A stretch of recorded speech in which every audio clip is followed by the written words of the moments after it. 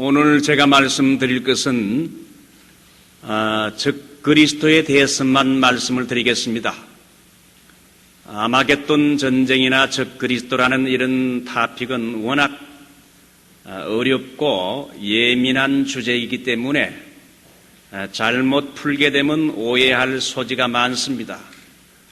저는 과거에 즉 그리스도에 대해서 1시간 정도 강의하고 아마겟돈 전쟁에 대해서도 따로 말씀한 적이 있는데, 오늘 이 짧은 시간에 요한계시록에 나오는 이 즉 그리스도에 대한 이러한 모습과 현상들을 살펴보면서 우리가 앞으로 종말에 대비한 신앙을 가지고자 합니다.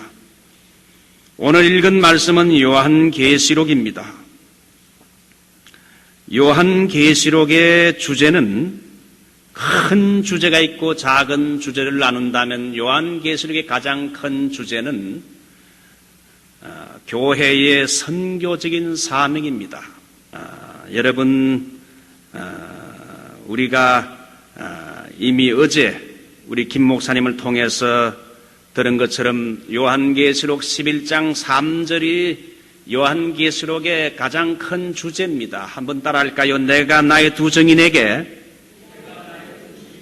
권세를 주리니 저희가 굵은 베옷을 입고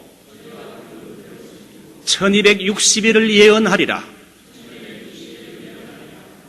내가 나의 두 증인은 두 증인, 두 촛대, 두 감람나무는 요한계시록 11장에 이것은 오늘의 지상교회를 말합니다. 하나님이 지상교회에 성령의 큰 권능을 주어서 이제 굵은 베옷을 입고 이 슬픔을 가지고 이 세상을 향하여 1260일, 문자적으로 3년 반이 아니라 신약시대 기간 동안에 복음의 말씀을 예언하고 전도하는 전도와 선교적인 사명이 있다는 겁니다. 그러므로 여러분, 요한계시록을 배우면서 종말에 되어질 일도 배워야 되지만은 교회들이 큰 권능 받아 주의 말씀을 증거해야 될 줄 믿습니다. 김길복 집사라고 대구 서현교회, 이분이 오래전에 전도 간증책을 썼는데 천국 혼자 갈 수 없잖아요, 이런 책을 썼어요. 그 책을 한번 누가 추천해서 읽어보니까 이분이 서현교회에서 전도왕인데 많은 사람을 전도했어요. 한 번은 아버지의 죄로 말미암아 그 몸에 매독이 걸려서 피부가 이상하게 된 아이를 보고 그 아이를 전도하게 됐습니다. 얼마나 불쌍한지 그 피부가 이상하게 됐어. 그래서 그 아이의 피부 그걸 보면서 같이 기도하여 이제 기도하는데 눈물이 뚝뚝뚝뚝, 그 김길복 집사의 눈에서 눈물이 뚝뚝뚝뚝 떨어지니까 그 매독균으로 인해 가지고 이상하게 된 그 몸에 이 눈물이 떨어지게 되면서 그 피부가 나중에 온전하게 돌아오게 됐다. 물론 제가 그걸 본 적은 없어요. 그 책에 그렇게 기록이 돼 있어요. 저는 그걸 믿고 싶어요. 오늘도 말씀을 순종하여 이제 나아가서 전도하는 사람에게 하나님이 큰 역사가 있을 줄 믿습니다. 내가 비록 큰 권능은 없어도 말씀의 순종에 나아가서 복음을 증거하면 여러분 역사가 일어난다는 겁니다. 그래서 이 요한계시록의 주제는 교회의 선교적인 사명이라. 그러면 요한계시록은 큰 주제가 교회의 선교적인 사명이고 작은 주제는 4가지가 있는데요. 제일 먼저 여러분이 그림을 보듯이 교회, 세상, 하늘 보좌, 붉은 용이 있습니다. 교회와 세상과 하늘 보좌와 붉은 용이 있는데 여러분, 눈에 보이는 세계는 교회와 세상입니다. 그리고 눈에 보이지 않는 불가시적인 세계는 하늘 보좌와 붉은 용이라 할 수 있어요.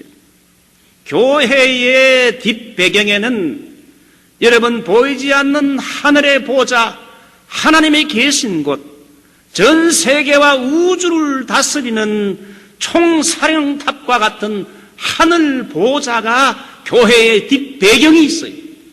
그래서 하늘에 계신 하나님께 우리 성도와 교회들이 기도하고 간구하고, 그리고 하늘 보좌에 계신 우리 주님의 재림을 대망하는데, 이 하늘 보좌를 향하여 주님 하나님께 부르짖게 되면 하나님께서 교회에 성령의 능력을 부여해 주십니다. 그리고 이 세상의 뒷배경에는 우리 눈에는 보이지 않지만은 붉은 용, 사탄, 마귀, 옛 뱀이 이 세계를, 세상을 조정하고 있다. 교회가 세상을 향해서 선교적인 사명을 1260일간 이제 감당한다고 했는데, 한번 성경을 찾아봅시다. 요한계시록 11장. 오늘 성경을 좀 몇 군데 찾겠습니다. 11장 3절. 요한계시록 11장 3절. 내가 나의 두 정인에게 권세를 주리니 저희가 굵은 베옷을 입고 1260일을 예언하리라. 오늘 여기 나오는 두 정인, 두 촛대, 두 감람나무, 이것은 상징적으로 풀 때에 오늘의 이 지상교회를 말합니다. 하나님이 두 정인에게 지상교회에 큰 권세를 주는데 1260일을 예언한다. 이 말은 1260일 동안 이제 세상에, 열방에 전도하고 선교한다는 말입니다. 1260일은 3년 반인데 이게 문자적으로 3년 반이 아니라 신약시대 전체를 말하고, 우리 김성원 목사님의 책에 의하면 예수님이 십자가에 죽으시고 부활 성천한 후부터 이제 적그리스도가 나타나기 전 3년 반까지의 그 기간을, 긴 기간을 1260일이라 말하고, 적그리스도가 나타나서 유브라데강 전쟁 이후로 승리를 주도한 리더격인 적그리스도가 나타나서 3일 반, 이걸 후 3년 반으로 목사님이 말씀하는데 참 그것이 그렇구나 하는 생각을 합니다. 어쨌든 1260일 기간 동안에 우리 교회가 신약 기간 동안에 해야 할 사명은 바로 세상을 향하여, 잃어버려진 저 세상을 향하여 복음을 증거하는 것이, 저는 오늘 저녁 밤차로 출발해서 이제 한 주간 저 동아시아 중국 지역에 가서 그 신의주 가까운 곳에 가서 그 신학생들에게 아침부터 저녁까지 이렇게 바울 신학에 대한 이 말씀을 강론하고 돌아오고자 합니다. 그리고 또 저 북쪽, 함경 북도와 가까운 저 연길 가까운 쪽에 가서 그 교회는 이제 제가 가르친 학생이 목사가 되어 목회하는 곳인데, 그곳에 한 12년 전에 개척을 했습니다. 그곳에 가서 지도자들과 그리고 성도들을 이렇게 가르치려고 그래요.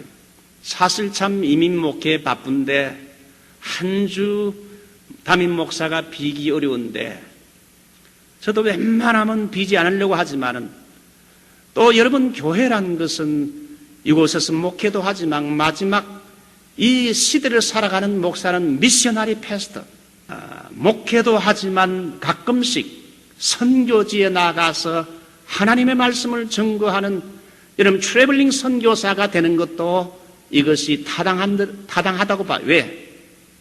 이건 목사뿐만 아니라 여러분들도 1년에 한 번 정도는 여러분 종말을 사는 우리 그리스도인들은 교회의 선교적인 사명을 위해 우리가 주변에 전도도 해야 되지만 1년에 한 번 정도는 여러분이 어느 곳이든지 선교지에 가서 휴가를 내서든지 간에 가서 그곳에서 여러분이 복음을 전하고, 그곳에서 또 여러 가지 우리가 선교적인 행위들을 통해서 주 예수 그리스도를 전하는 것, 이게 우리 말세 성도의 사명이라고 봅니다. 할렐루야. 내년도에는 여러분 많이 전도와 선교에 동참하십시오. 이게 하나님이 기뻐하시리라고 봅니다. 가장 이것이 가치 있고 영원한 사역으로 봅니다. 자, 교회가 세상을 향하여 1260일 동안 복음을 전가하는 선교적인 사명을 감당하게 되면 세상이 교회를 가만 놔둡니까? 뒤에서 조작하는 붉은 용의 세력이 세상을 통해 가지고, 마귀가 세상을 통해 가지고 여러분 교회를 핍박한다. 두 가지로. 제일 먼저는 persecution, 제일 먼저는 핍박을 하고, 두 번째는 미혹을 한다는 것이 오늘 요한계시록 13장의 중심적인 내용이에요. 바다에서 올라온 짐승, 괴물 같은 짐승, 뿔이 7개요 머리가 10개인 이 짐승, 표범과 곰과 사자같이 포악하고 잔인한 짐승 같은 이 괴물 중에 괴물 같은 이 짐승이 누구를 말합니까? 바로 엔타이크라이스트, 즉 그리스도를 상징하지요. 앞으로 교회와 그리스도인들을 엄청나게 핍박하고 죽이고 피를 흘릴 이런 이 불의의 사람, 즉 그리스도를 상징하지요. 그래서 물론 적 그리스도가 말세에 나타나지만 작은 적 그리스도가 지금까지 역사 세계에서 많았어요. 교회를 핍박하고 또 어려움을 준 작은 적 그리스도가 많이 일어났지요. 지금도 작은 적 그리스도가 있지만 앞으로 진짜 무시무시한 괴물 같은 포악한 이 적 그리스도가 이제 이 주님 오기 전에 나타난다고 말하고 있습니다. 적 그리스도를 통해서 하는 게 뭐냐? 교인들과 교회를 핍박하고, 그 다음에 적 그리스도와 함께 항상 그 옆에서 적 그리스도인 하수격인 이런 존재가 있는데 그게 바로 새끼양이라. 이것이 요한계시록 13장 11절로 18절 새끼양. 이러면 새끼양은 어린 양이 예수님인데, 요한계시록 보면 어린 양이 예수님인데 새끼양은 뭡니까? 어린 양 비스무리하게 이렇게 가짜 어린 양 같은 거, 예수님 비슷하게 행동하지만 새끼 양인데 그 입에서 아주 용처럼 말한다. 그래서 이 새끼 양은 거짓 선자를 말합니다. 그래서 이 짐승 적 그리스도는 이 거짓 선자를 항상 하수인격으로 해가지고 거짓 선지자를 통해서 이 사람들에게, 이 짐승에게 경배하고 이렇게 우상숭배하도록 이렇게 해요. 그러므로 이 말세의 교회가 세상을 향하여 성령의 능력을 받아 전도하고 선교하게 되면 세상은 적 그리스도를 통하여 교회를 핍박하고, 또한 이 거짓 선자를 통해 가지고 수많은 순진한 성도를 미혹하게 한다는 것이 오늘 요한계시록의 내용이에요. 그러면 교회가 이 세상을 향하여 선교적인 사명을 잘 감당하려면 어떻게 해야 되는가? 어제 우리 김 목사님이 말씀하셨지만은 요한계시록 10장 10절 우리 한번 찾아보죠. 10장 10절. 내가 천사의 손에서 작은 책을 갖다 먹어버리니 내 입에는 꿀같이 달아 먹은 후에는 내 배에서 쓰게 되더라. 저가 내게 말하기를 네가 많은 백성과 나라와 방언과 임금에게 다시 예언하여야 하리라 하더라. 제일 먼저 교회가 세상을 향하여 선교적인 사명을 감당하려면 작은 책을 받아 먹어야 된다는 겁니다. 이 작은 책은 뭐냐? 하나님의 복음의 말씀. 먼저 남에게 전하려면 내가 먼저 힘을 얻어야 되는데 복음의 말씀을 먼저 충만하게 받아 먹어야 된다.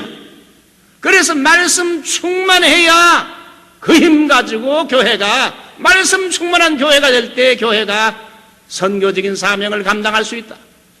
그래서 먹을 때는 달지만 속에서는 쓰다. 그게 무슨 말입니까? 말씀은 들을 때는 참 은혜롭지만 그 말씀을 내가 실제로 듣고 지켜 행하려고 할 때는 그게 그만큼 어렵다는 그런 뜻이에요. 두 번째는 두 감람나무, 이게 뭡니까? 성령 충만을 말합니다. 스가랴서를 보게 되면 여러분 이 두 감람나무가 나오죠.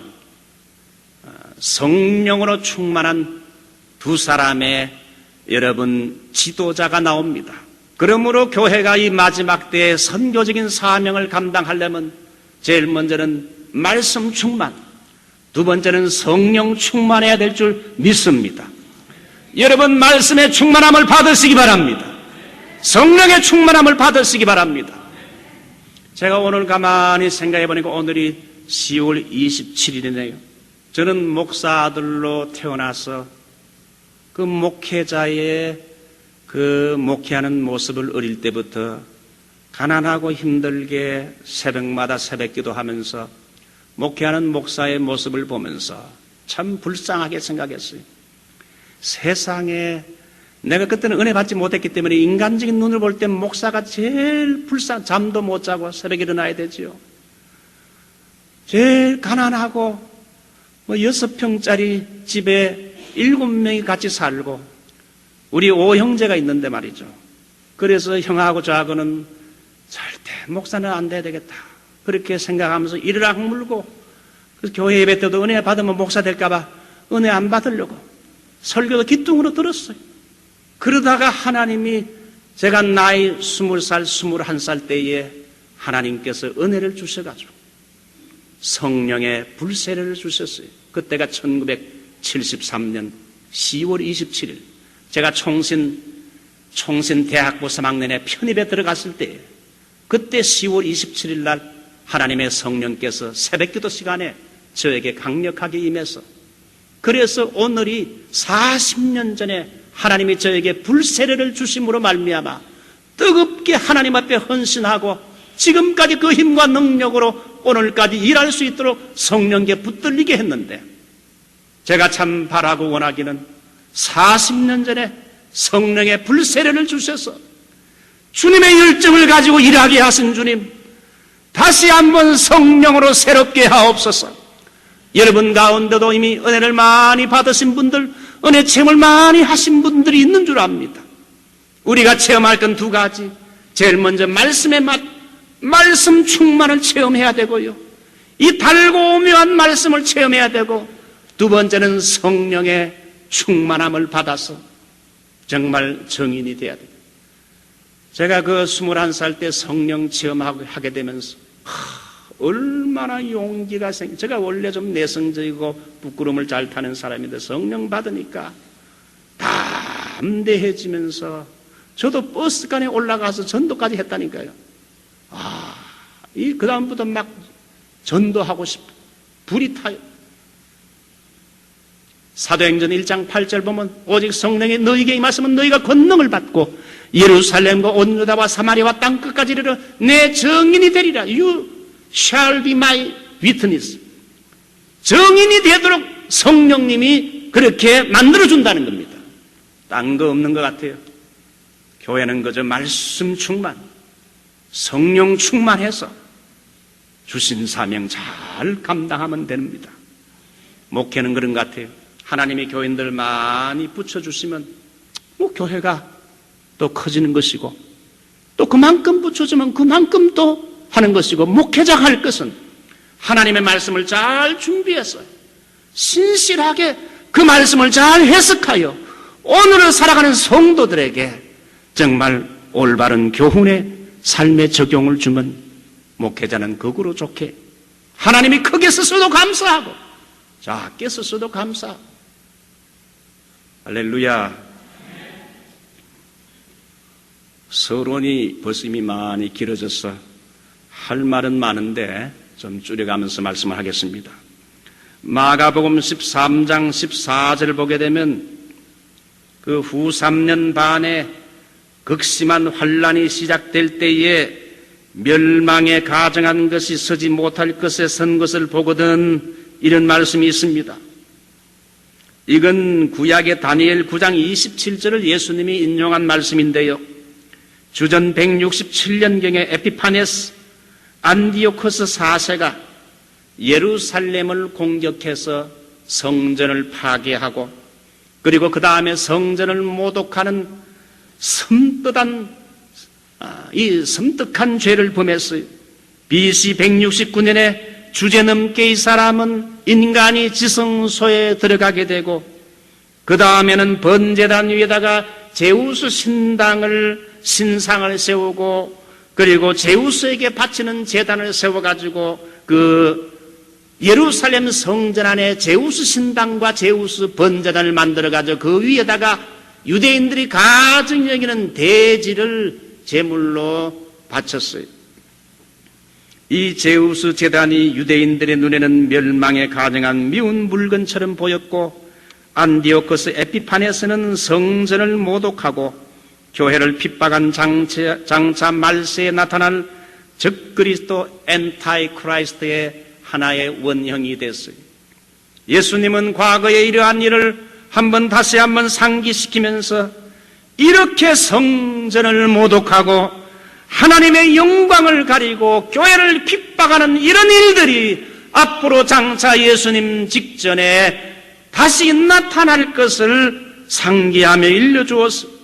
마가복음 13장 14절에 멸망에 가증한 건 우상을 의미하는 것이요 거룩한 곳에 섰다는 것은 바로 성전의 우상들이 들어와서 짓밟고 더럽히게 될 걸 말하는데, 이것은 예수님이 재림하기 직전에 후 3년 반에 짐승이라고 불리는 적그리스도가 등장하게 되면서 엄청나게 교회를 핍박하고, 이것이 요한계시록 13장에 나오는데 하나님의 영광을 가리고 많은 그리스도인들을 죽이고 피비린내라는 이런 살육을 하고 짐승처럼 포악한 표범이나 곰이나 사자처럼 교회를 물어뜯고 죽이는 이런 무서운 일들이 일어날 걸 말하면서 성도들은 믿음과 인내를 가지고 그 짧은 환난을 잘 이겨야 된다는 거예요.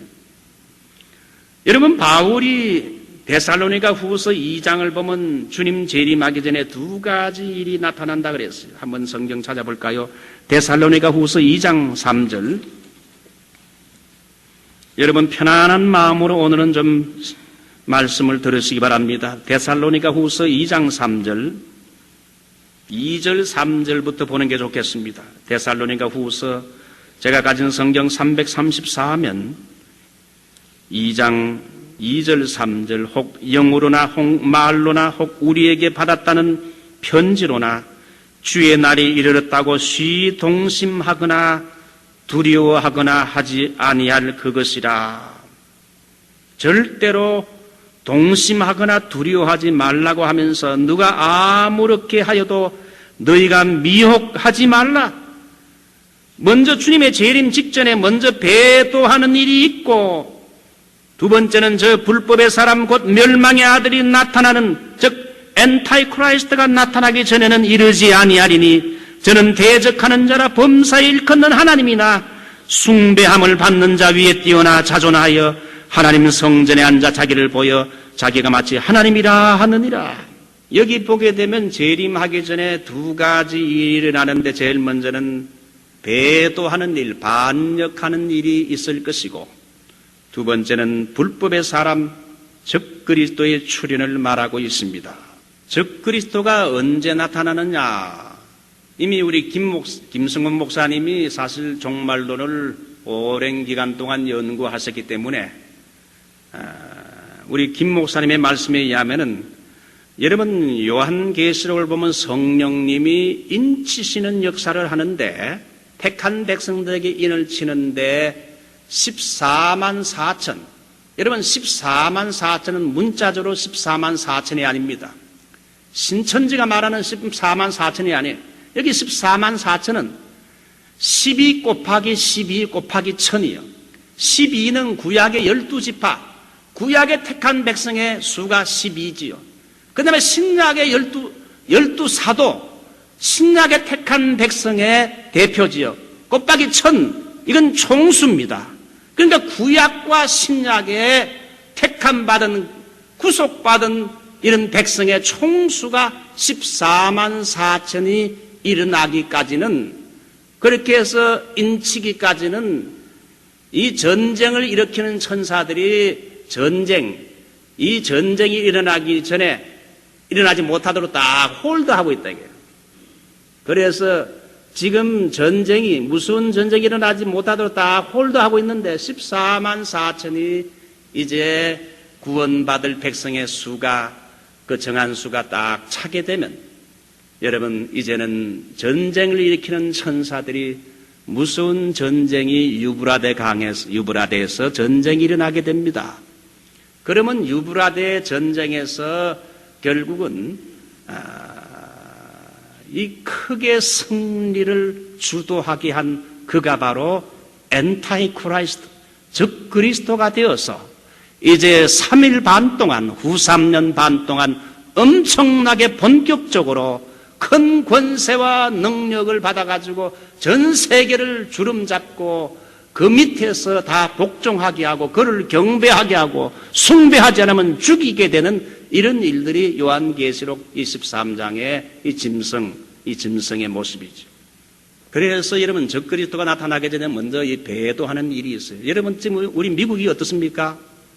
미국이 옛날에는 청교도가 왔을 때는 정말 학교들도 기도하고 성경 읽으면서 공부 시작했잖아요. 그죠?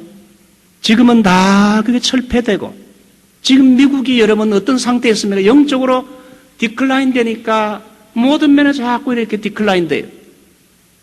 그 미국이 현재 지금 인본주의 나라로, 총체적인 인본주의 나라가 돼서 이 미국이 하나님을 배도하고 그 말씀을 자꾸 떠나고 있대요. 그래서 이제는 신본주의에서 철저한 인본주의 국가로 지금 변화되는 것을 봅니다. 케네디 시절부터 기도와 성경 읽기가 철폐됐고, 십자가와 십계명이 철거되고, 새로 만드는 화폐는 인가드위 트러스트, 하나님이라는 이름 빼버리라. 이 미국은 예수 안 믿는 사람도 많은데 이제 기독교 국가도 아닌데 왜 자꾸 하나님 넣느냐? 이거 얼마나 하나님 이름 빼려고 지금 탄원서가 많이 올라오는지 몰라요. 오바마 대통령은 백악관에서 5월 6일이면 매년 행하는 네이셔널 데이 오브 프레이어, 국가를 위한 기도의 날, 그런 거 필요 없다. 그가 대통령 취임하자마자 그거 다 없애버리고, 그 대신에 동성연애자를 초청해 잔치 베풀고, 동성연애자들의 휴먼 라이트, 인권을 존중한다는 의미로 동성연애 인정하고 동성결혼을 합법화시켰습니다. 여러분, 캘리포니아에서 프로파지션 8, 저도 이거 투표했습니다만 그렇게 수천만 명이 투표를 했는데 연방 대법원에서 몇 명의 사람이 한 표 차이로 결국은 몇 명 때문에 이거 다 그 위헌이다, 그렇게 해가지고는 동성연애자들에게 결혼할 수 있는 합법적인 이런 지위를 허락해주고, 앞으로 동성연애자도 이제는 미국에 이민 올 수 있도록 길을 열어놓았으니, 이거야말로 미국이 지금 하나님을 전면적으로 어게인스트하고 말씀을 어게인스트하고 하나님을 떠나고 배도하는 일에 앞장서고 있는 거 아닙니까? 제가 이 말씀을 드리는 것은 여러분, 미국을 위해서 기도하고 미국에 있는 우리 미국 교회들과 한인 교회들이 깨어 기도하라 이겁니다. 이제 미국은 기독교가 서서히 개토화되고 기독교가 미국에서 오히려 핍박을 받는 시대로 접어들고 있고, 앞으로 몇십 년 되면 이 미국은 이제는 선교사를 파송하는 나라가 아니라 선교사를 받아야 할 나라로 영국처럼 바뀌어 갈 것이라 이렇게 예측을 해봅니다. 오늘날 우리 아이들이 교회에 오게 되면 말씀을 배우지만 학교 가게 되면 설 자리가 없어요. 교회에서는 창조론을 가르칩니다만 학교 가게 되면 에볼루션 진화론을 가르치고, 교사들이 동성연애를 본격적으로 미화하여 책으로 CD로 부지런히 가르치기 때문에 아이들이 서서히 쇠뇌가 될 가능성이 높다 이겁니다. 앞으로 남녀 화장실도 구분이 없어질 것이고, 샤워실도 대학의 기숙사도 남녀 구분이 없는 이제 때가 곧 올 것을 내다봅니다. 이제는 우리 아이들을 공립학교에 보내기가 겁나는 때가 왔어요. 그러므로 교회가 해야 할 사명은 교회들마다 적지만은 기독교 학교를 설립해서 우리 아이들을 불신앙과 적그리스도적인 인본주의 사상에 빠지지 않도록 가르쳐야 할 책임이 있다 이거죠. 믿었으면 아멘 합시다. 예. 자, 이 적그리스도는 누구냐? 여러분, 데살로니가 후서 2장 보게 되면 불법의 사람, 이 사람은 법을 무시하는 사람이라. 도덕법, 민사법 이런 거에 대해서 자유라는 명목으로 반항할 겁니다. 도덕률 폐기론자라 할 수 있어요. 과거 십자군 시대 때 서구 교회는 불법의 사람이 마호멧이라고 보았는데, 왜냐하면 이 사람은 기독교 성질을 도둑질했고 많은 동방의 그리스도인들 배교하게 만들었고, 성지에다가 바로 지성소와 같은 성지에다가 미운 물과 같은 황금 사원을 이렇게 지었기 때문에 이건 법이 통하지 않은 불법의 사람, 마치 작은 엔타이 크라이스트 같이 생각을 했어요. 이 적그리스도는 하나님에 대한 대적이 있을 것입니다.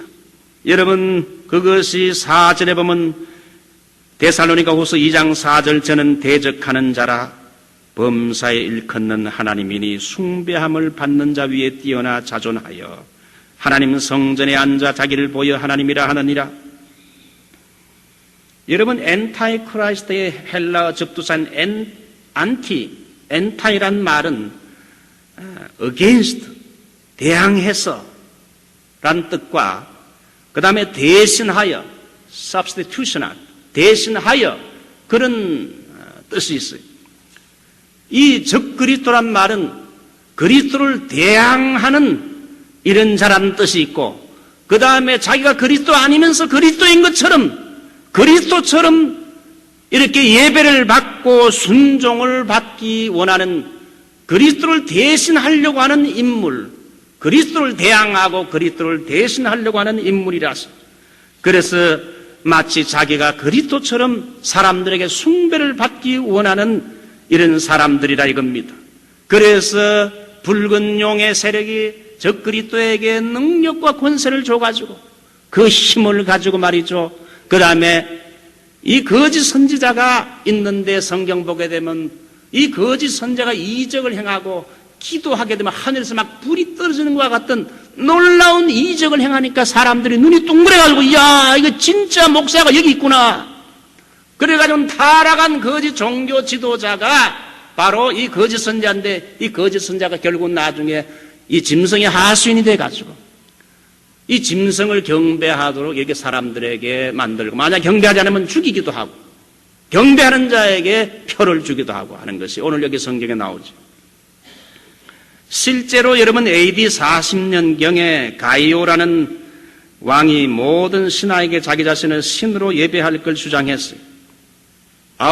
아우구스투스 이 사람은 자기 자신이 최초의 신이고 그렇기 때문에 자기를 숭배하라고 주장했어요.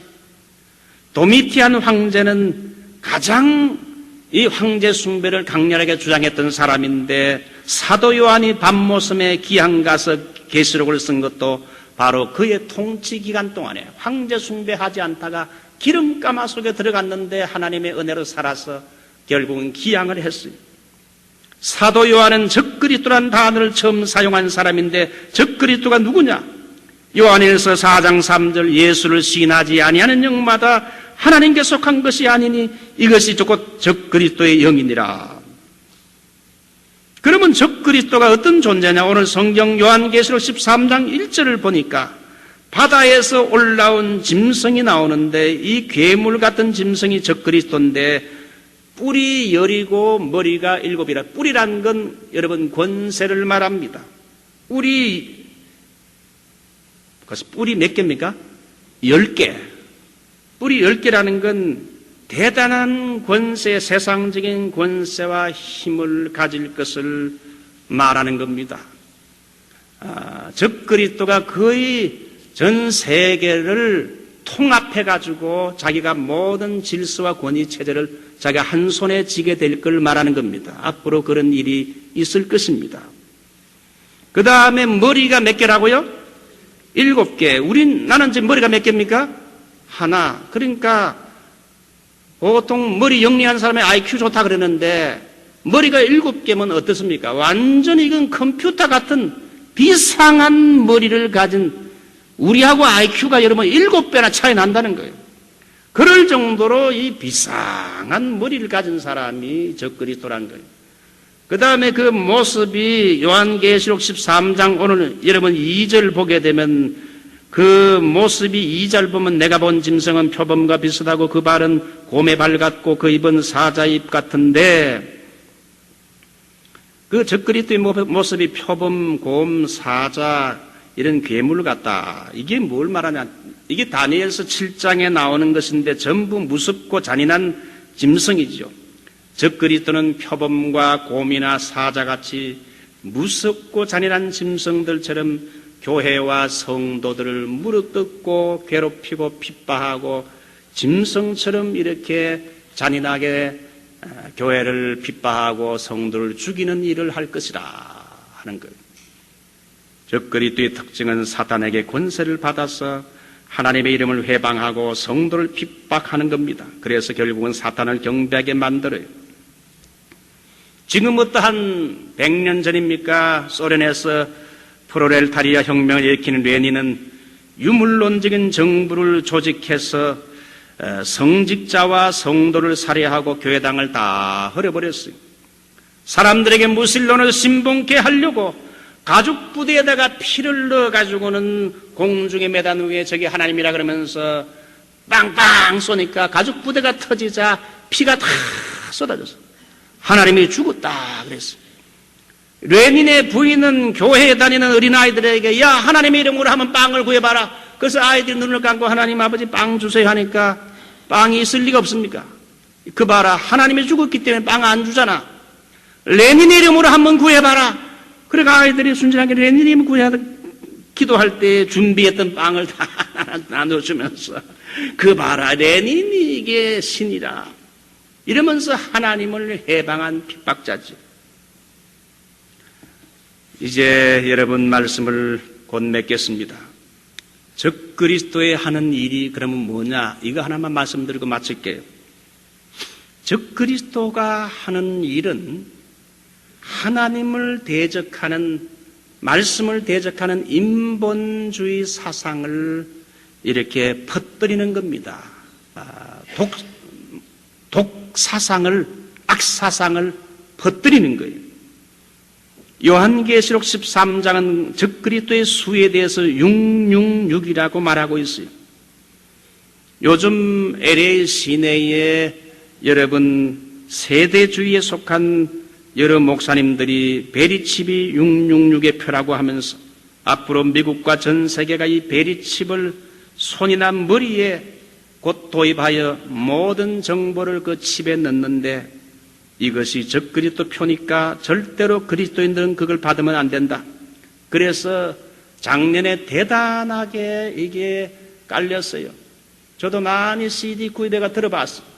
올해부터 베리칩을 받는데 안 받으면 엄청난 벌금을 때리고 나중에 그래도 안 받으면 그 사람들을 피마에다가 이렇게 수용한다. 이런 이런 이야기가 다 돌았어요. 제가 그때 크리스찬 신문에다가 글을 실은 적이 있어요. 우리의 구원은 오직 예수 그리스도를 믿음으로 구원받는 것이요. 너희 안에 착한 일을 시작하신 그분께서 그리스도 예수의 날까지 until the day. 우리의 구원은 결코 캔슬되거나 취소될 수 없다. 믿음으로 구원받고 믿음으로 천국 가는 것이지 어떤 인간이 만든 의료 제품이 우리에게 들어오게 될 때 우리의 영생을 빼앗을 수 있는가? 이건 구원론적인 우리의 이 구원론을 흔드는 문제예요. 우리는 이미 성령의 인침을 받았기 때문에 성령의 인침을 받은 자는 절대로 마귀가 인을 칠 수 없다는 거예요. 여러분 요한계시록 우리 하나만 더 찾고 요한계시록 13장 7절 8절 또 권세를 받아 성도들과 싸워 이기게 되고 각 족속과 백성과 방언과 나라를 다스리는 권세를 받으니 죽임을 당한 어린 양의 생명책에 창세 이후로 농명되지 못하고 이 땅에 사는 자들은 다 짐승에게 경배하리라.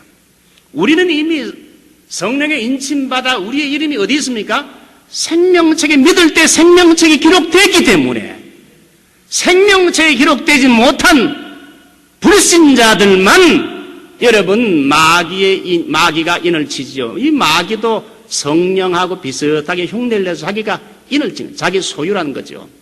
그러니까 성령 받은 사람은 여러분 절대 이 베리칩을 받을 베리칩 그게 666표라고 할 수도 없어요. 마귀가 인을 칠 수 없다는 거예요. 하나만 더 찾고 마저 요한계시록 14장 9절로 10절. 또 다른 천사 곧 셋째가 그 뒤를 따라 큰 음성으로 가로되 만일 누구든지 짐승과 그의 우상에게 경배하고 이마에나 손에 표를 받으면, 베리칩 받는 사람은 무조건 베리칩 받게 되면 믿는 크리스찬들도 장로도 목사도 단번에 유황불로 떨어진다 하는데, 여기 성경 자세히 보게 되면 성경을 잘 봐야 돼요.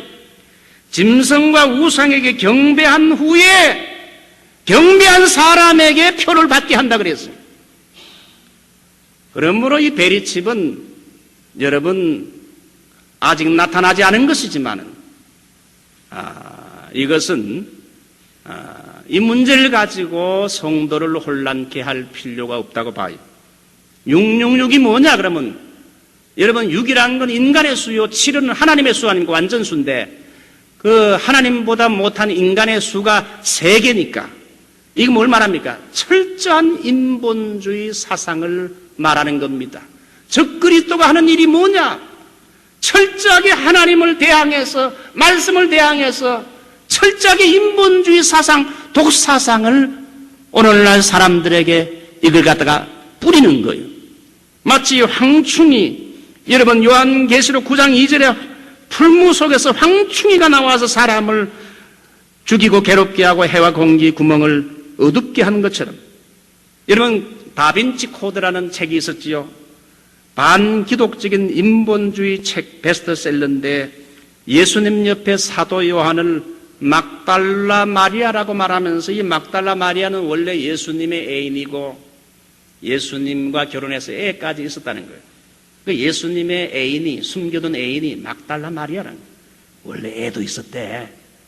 이런 걸 지어내가지고 상상해가지고는, 그래서 사도 요한을 막달라 마리아로 지칭하면서 이 막달라 마리아를 자기의 후계자로 지명하니까 베드로가 싫어가지고 칼을 마리아에게 대는 것이라 그러면서, 이런 허구적이고 인간의 상상에서 나온 소설을 가지고 자꾸 이런 걸 심어가지고 예수님의 신성을 부인하게 하고 이 그리스도를 대항하는 적그리스도 악사상을 팍 퍼뜨린다. 요 몇 년 전에는 유다복음이 나와가지고, 물론 기독교 초창기 때 이단인 영지주의 작품인데 이레니우스에서 이단으로 정죄받은 작품이지만은, 이 유다가 예수님 잡히기 전에 예수님과 대화를 했는데, 이 유다가 예수를 팔긴 팔았지만은 유다가 예수를 팔았기 때문에 예수님의 구속사역이 성취된 거 아니냐. 그러니까 유다는 반역자보다도 그는 영웅이다. 유다 때문에 우리가 이렇게 구원에 참여하게 된 거 아니냐. 이런 엉뚱한 적그리스도가 주는 악사상, 인본주의 사상을 퍼뜨려가지고 사람들을 혼란하게 만들고, 오늘날 여러분 이 동성애나 동성결혼 그 뒷배후에는 여러분 붉은 용의 세력이 이런 인본주의 악한 사상, 휴먼 라이트, 그 왼손잡이처럼 동성애하는 사람들은 어쩔 수 없이 동성애가 된 거니까, 그 고치기 힘든 병이니까, 왜 고칠 수 있어요? 고치기 힘든 병이니까 왼손잡이 가지고 생각해서, 약자라 생각해서 그들의 인권을 존중해서 그들도 허락해 주자. 이게 옛날에는 택도 없는 말인데 지금은 이게 유행병처럼 먹혀 들어가가지고 그걸 인정하는 추세가 더 많아지게 되다 보니, 이게 소위 인본주의 여러분 붉은 용의 악한 사상, 이게 666과 같은 독사상 아니에요. 그러므로 우리가 사는 이 세대는요, 이 인본주의 사상이 만연하게 될 겁니다. 우리 그리스도인들은 말씀에 굳게 서서 말씀대로 믿고 행하는 여러분이 되시기를 주님의 이름으로 축원합니다.